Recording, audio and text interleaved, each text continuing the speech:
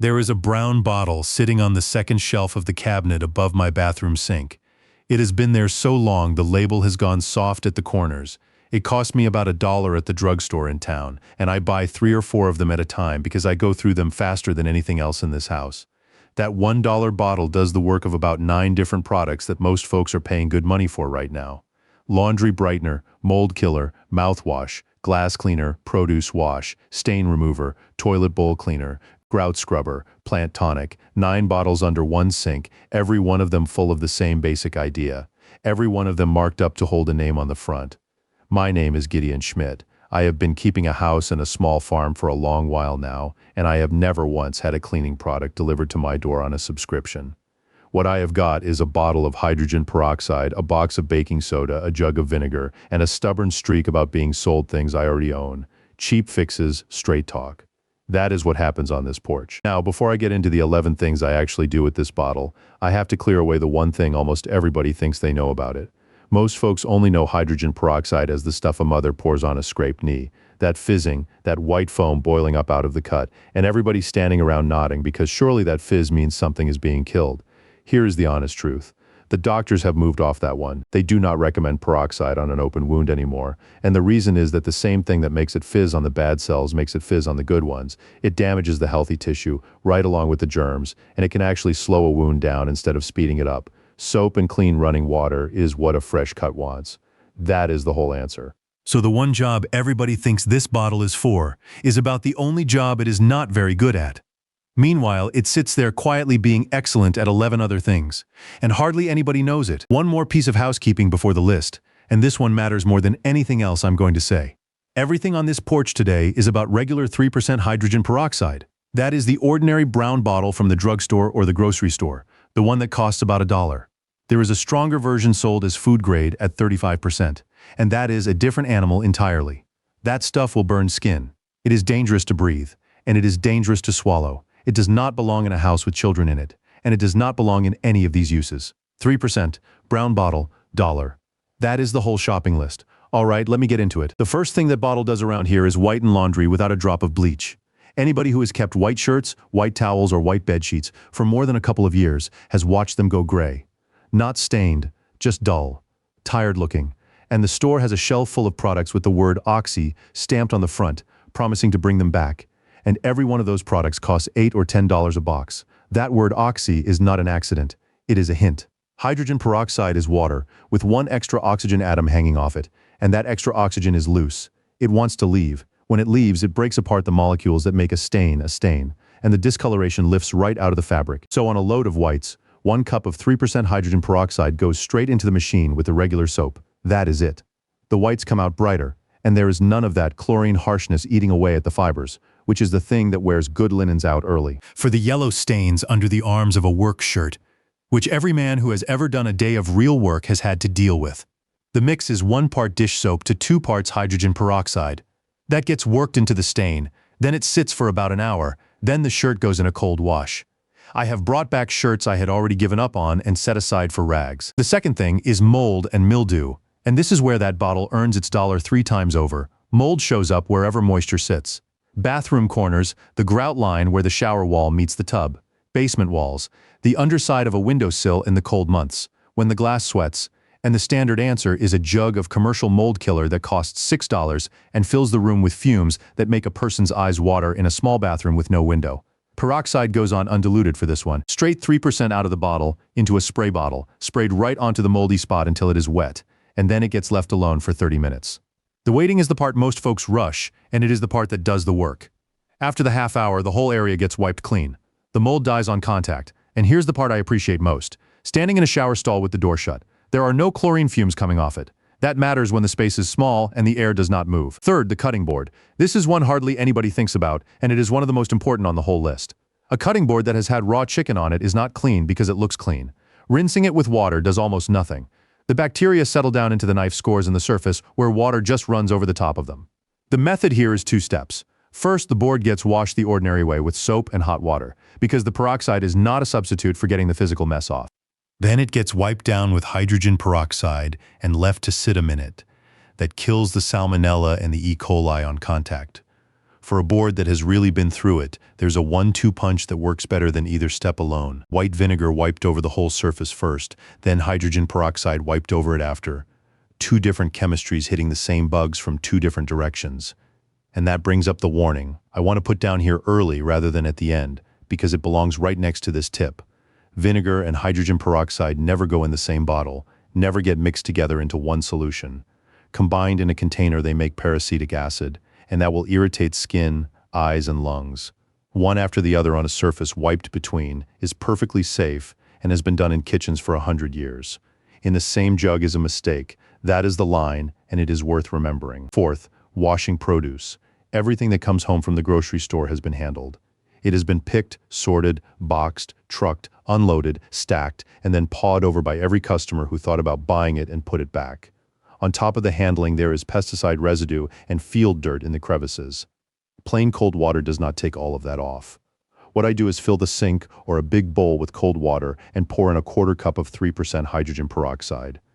The vegetables and fruit go in and soak a few minutes.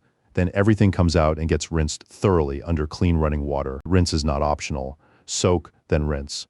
That soak has been shown to kill the dangerous bacteria, the E. coli and the salmonella that cause real foodborne illness every year in this country. And there is a bonus that surprised me the first time I noticed it. The produce keeps longer, berries especially. The reason is that a good part of what makes a strawberry go soft and fuzzy in 4 days is the bacteria and mold spores already riding on the skin when it comes in the door. Knock those down, and the fruit gets an extra week of life in the icebox. For a $1 bottle, that is a return worth having. Fifth, breath and teeth. Hydrogen peroxide makes a fine mouthwash, and it is the same active ingredient sitting inside the expensive whitening products at the drugstore. The bad breath most people fight is not coming from the stomach. It is coming from bacteria living on the back of the tongue and down between the teeth. Peroxide handles that population directly. The mix is equal parts water and 3% hydrogen peroxide. That gets swished around the mouth for 30 seconds up to a minute, then spit out. Spit out. It never gets swallowed. And I would not have a young child doing this without a grown person standing right there. Over weeks, not days, the teeth lighten. Nobody should expect a Hollywood result on Tuesday from a mouthwash on Monday. It is slow and it is gentle and it is nearly free. The other half of this one is the toothbrush itself. A toothbrush sitting in a cup in a bathroom is not a clean object. Soaking the head of it in a small dish of hydrogen peroxide between uses keeps it from becoming a little germ farm, and that is especially worth doing when somebody in the house has been sick. It is the cheapest way I know to keep one person's cold from making the rounds of the whole family. Sixth, stubborn stains.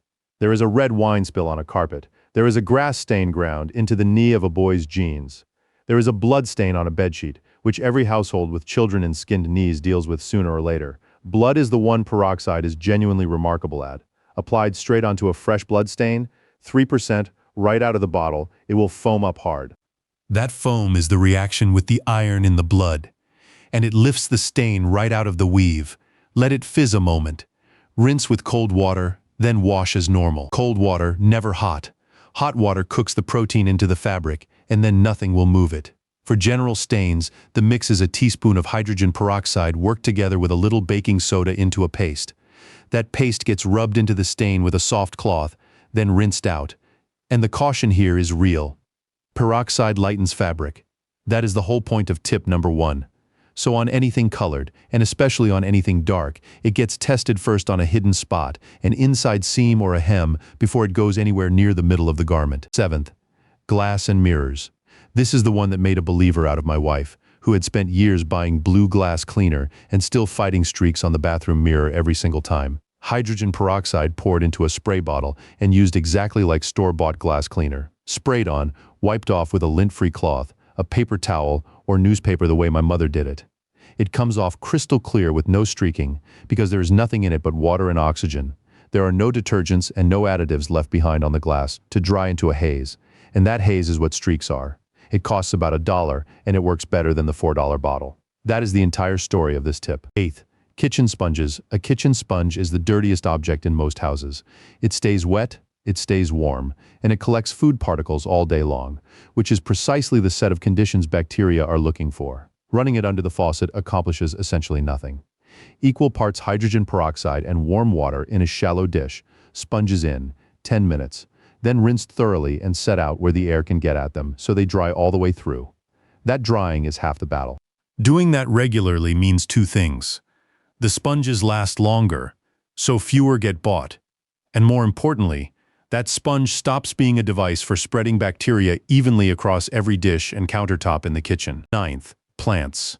Gardeners have passed this one around for years, and it comes back to that same loose oxygen atom. Roots need oxygen. In soil that is packed tight or watered too heavy, the roots are sitting in ground where the air spaces have filled with water, and they start to suffocate. That is what root rot really is, and once the roots are weak, the fungus moves in behind the weakness. For a general boost, 1 teaspoon of hydrogen peroxide in 1 cup of water in a spray bottle, mist it over the plants. For something actually fighting root rot or a fungal problem, the ratio goes up to 1 tablespoon per cup of water, and that goes into the soil at the base rather than on the leaves. This works on houseplants on a windowsill and on outdoor beds alike. And with seedlings, a light mist knocks back the damping off fungus that kills so many young starts right at the soil line, which every person who has ever raised tomatoes from seed has watched happen and cursed about. 10th, grout. Grout goes dark and dingy over the years, and it is not always dirt. A good part of it is mildew living down in the pores of the grout, which is porous by nature and holds moisture like a sponge. 2 ways to go at it. The simple way is spraying peroxide directly along the grout lines and letting it sit a few minutes. The stronger way is a paste of hydrogen peroxide and baking soda, spread along the lines, scrubbed with an old toothbrush, then rinsed clean. The baking soda gives it grit to work with, and the peroxide handles the mildew living underneath. For grout that has been ignored a long time, this takes 2 or 3 rounds. Anybody expecting new-looking grout in one pass will be disappointed. Anybody willing to do it 3 Saturdays running will end up with a floor that looks like a different room. 11th and last on the list, the toilet bowl. Half a cup of 3% hydrogen peroxide poured into the bowl, left to sit 20 minutes, then scrubbed with the brush and flushed. It kills the germs, lifts the ring stains off the porcelain, and brightens the whole surface, and it does it without that chemical smell hanging in a small bathroom for the rest of the afternoon. And if anybody doubts whether a dollar bottle is really up to that job, hospitals disinfect surfaces with hydrogen peroxide. That is not a folk claim. That is standard practice in places where killing pathogens is a matter of life and death. If it holds up in an operating theater, it will hold up in a farmhouse bathroom. So that is 11. Let me set the cautions down one more time in one place, because I would rather repeat myself than have somebody get hurt. 3% only. The 35% food grade is a different substance and it will burn skin, and it is dangerous inhaled or swallowed. Never swallowed, not in any of these uses, including the mouthwash. Never mixed with vinegar in the same container. Used separately on the same surface. One after the other is fine and always has been tested on a hidden spot before it goes on anything colored. Kept in that brown bottle. The brown is not decoration. Light breaks peroxide down into plain water, which is why it comes that way from the factory. A clear spray bottle sitting in a sunny window will be full of nothing but water inside a couple of weeks. Mine live under the sink in the dark, and a fresh bottle should still fizz when a little is poured over a metal spoon. No fizz means no peroxide left, and it is time for another dollar. Now here's the part I want to leave folks with. None of this is a secret. There is nothing hidden about hydrogen peroxide. It has been on the shelf at every drugstore in this country for 100 years, and it costs about $1. Because nobody can own it, and nobody can put a name on it that means anything. That is exactly why 9 other bottles got invented. A person cannot build a business selling something that already sits in every medicine cabinet in America for pocket change. But a person can build a very good business selling that same chemistry in a colored jug with a mountain on the label. At $8 a throw, 9 different times, for 9 different rooms of the same house. The bottle was always there. Most of us just quit looking at it. If you want more plain talk about the cheap fixes that were sitting under the sink the whole time, subscribe so you catch every one of them. I would like to hear from folks in the comments about which one of these 11 is going to get tried first, and I would especially like to hear from anybody who has already been using peroxide for something I did not mention, because there are more uses than 11, and I do not pretend to know all of them. Next time on this porch, I'm going to get into the yellow box sitting on the bottom shelf at the grocery store that replaces every drop of laundry detergent in a house for an entire year for about $6. And the reason the soap industry spent 50 years teaching everybody's nose to think a synthetic smell means clean. Until then, keep the cheap fixes close and the expensive ones on the shelf where they belong.